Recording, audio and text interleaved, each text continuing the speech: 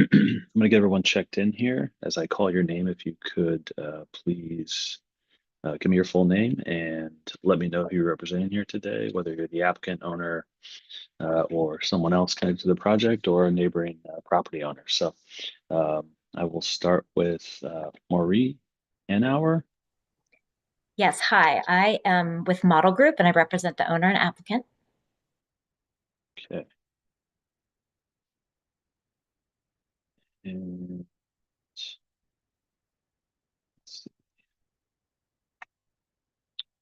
we also have someone under James. Yeah, good afternoon. I'm an architect with New Republic Architecture. Okay, great. Welcome.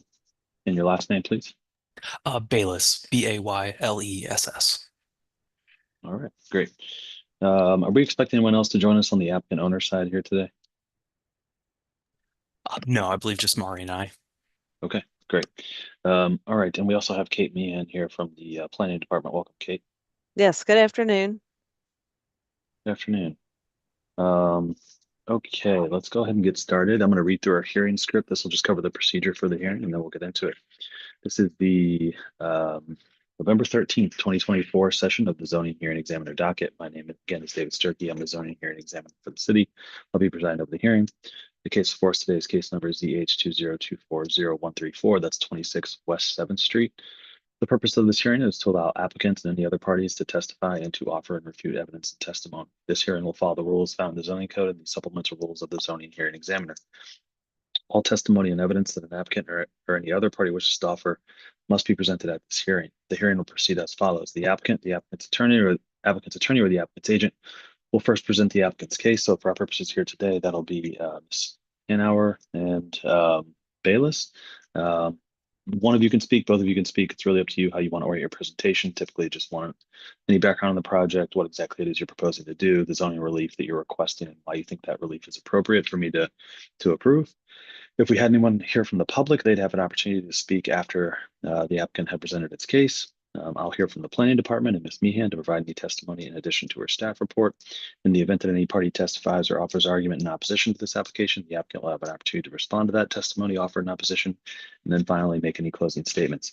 After all presentations have been made, I will close the hearing. Decisions may be expected within 2 weeks. I may limit or exclude any testimony that I deem irrelevant or outside the scope of the application being considered. I may interrupt any speaker to ask questions or make any comments. In the event of any technical difficulties with the Zoom technology, I'll do my best to troubleshoot those issues on the fly, but to the extent there's a defect that prevents us from meaningfully going forward with this hearing, I may continue or postpone the hearing at my discretion. Okay. Last thing to do is just swear in all of our witnesses. If you intend on providing any testimony here today, the zoning code requires that I swear you in. So if that's you, if you could take yourself off of mute right now, raise your right hand and answer out loud. Do you swear or affirm that the testimony you shall provide will be the truth, the whole truth, and nothing but the truth? I do. I do. Okay, great. Thanks, everyone. Who will be taking the lead here on the applicant's presentation? So I can be presenting the project. Sure, floor is yours. Yeah. All right, yeah, thank you very much. So this is a historic building located on 7th Street, as we know. It's 6 stories. It is originally built in 1911, 1912, and was formerly the Oscamp Knolting Jewelry Company building. 6 stories, approximately 46,000 square feet, and it is as of 1969, there was a facade renovation, which is what brought its current cementitious cladding to the first and second floors along 7th Street there. Is currently is a downtown district, sub-district B. So we are proposing a change of use from formerly a storage facility to a multifamily housing development, affordable housing for seniors. We would see 43 new dwelling units. It'd be a mix of 1-bedroom and studios. And as I said, it is a proposed change of use. What we're requesting is a special exception to the commercial continuity overlay that requires that 60% of the commercial frontage be devoted to commercial use. What we were proposing is a resident lounge and staff offices along 7th Street. As we see it, it is consistent with the Subdistrict B zoning and the uses for Subdistrict B, and are requesting a special use. We see the project as in the public interest, and believe that it is in the public interest to build affordable housing there. And as noted in the staff report, there are other buildings in the area that are also follow this pattern of either residential use or no commercial use along the ground floor frontage. So, okay, I'm happy here and happy to answer any other questions. But I'll give the rest of my time, Mari, if there's anything you'd like to contribute. Sure. Mari, anything you want to add? No, I think you covered it well, James. Thank you. Okay, great. And so the requirement is that 60% of the first floor is devoted to commercial use. You're proposing that none of it is devoted to commercial use, and instead will just be resident lounge and staff offices.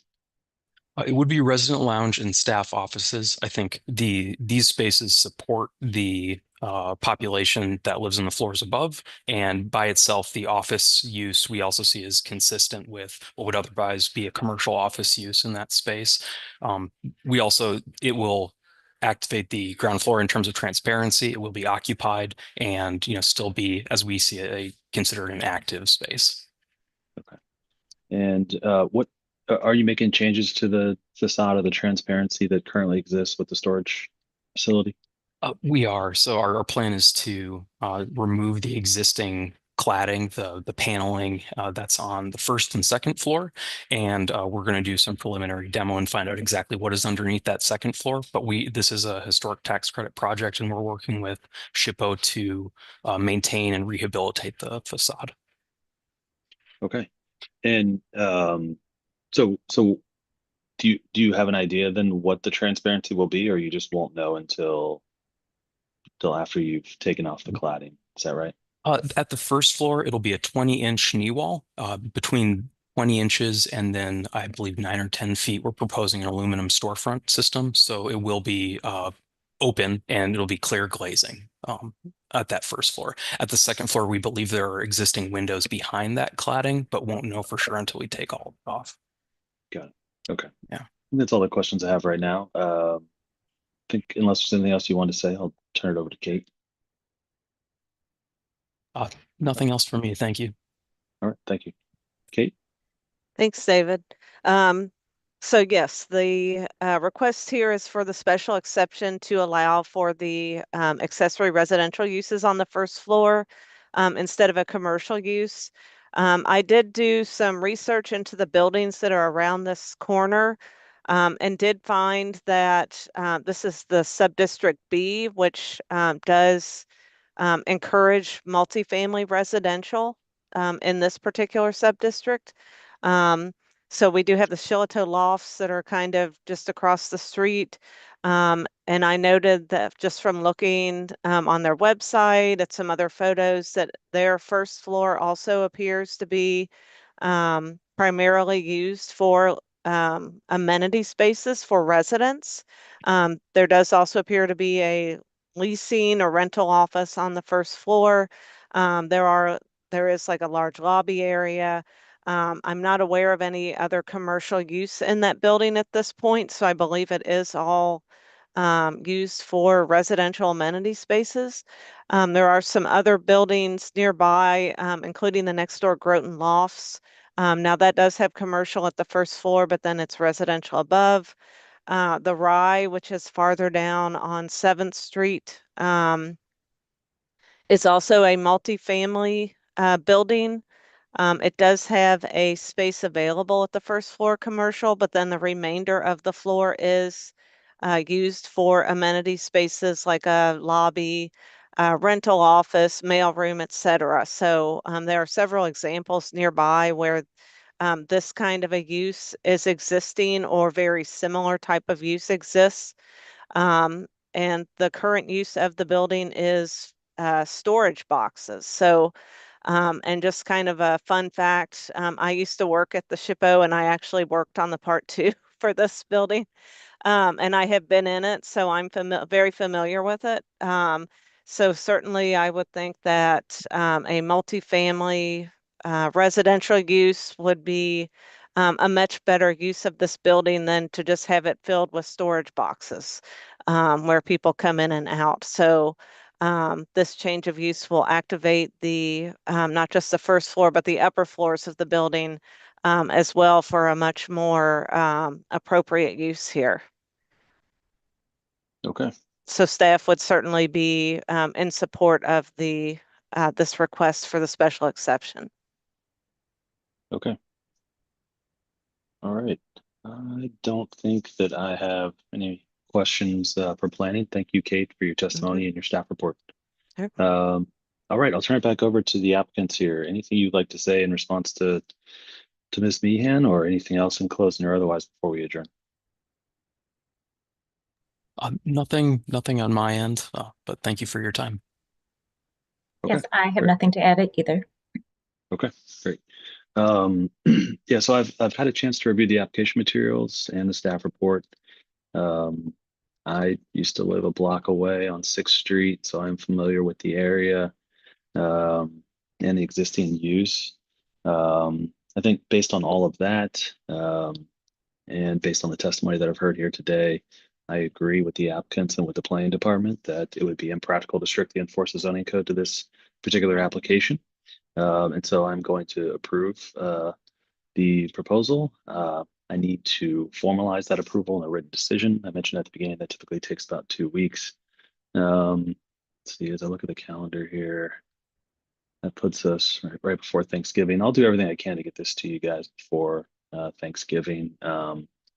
Although if I don't, you'll probably see it the following week. Because we have Thanksgiving and Black Friday off here. But again, I'll do everything I can to get to you as quickly as possible. As soon as I finish those decisions, I put them into a PDF and I email them to you. So you'll really get them just moments after they're complete. Kate will be on that email as well. As soon as she sees it, she can approve the zoning permitting on her end, and hopefully you all can take the next steps. Any questions about that? None. Thank you. And then, Great. All right. Well, good luck with it. Hey, just to be clear too, this is not in a historic district or historically landmarked, correct? It is in a federal historic district. Okay, not a local historic district. not That's a right. local one. That's right. Right. Okay. It's not locally designated, but it's on the National Register of Historic Got it. Places. Got it. Okay, cool. I just wanted to make sure that we didn't miss anything there when we were talking about historic, but yeah. Okay, great. Well, yeah, good luck with the project. Hope Knockback Nats get some new patrons here, and you all have a wonderful day. Take care. We're adjourned. Thank you. Yep, Thanks. thank you.